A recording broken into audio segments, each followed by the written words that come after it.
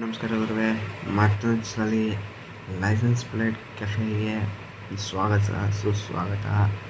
ಈ ಸತಿ licence plate cafe video ಮಾಡ್ತಿರೋ ಉದ್ದೇಶ ಒಂದೇ. ಅವರು ಹೊಸದಾಗಿ ಅವ್ರದ್ದು ಅಪ್ಗ್ರೇಡ್ ಮಾಡಿದ್ದಾರೆ.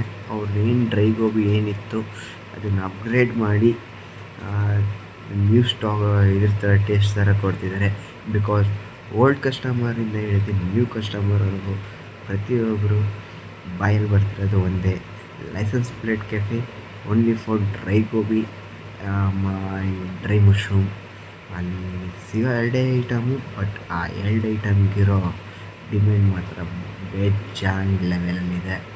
ಅವ್ರು ಕೊಡೋ ಟೇಸ್ಟ್ ಆಗಿರ್ಬೋದು, ಅವ್ರು ಕೊಡೋ ಹೈಜಿನಿಕ್ ಫುಡ್ ಕಲರ್ ಯೂಸ್ ಮಾಡಲ್ಲ, without food colour, without anything.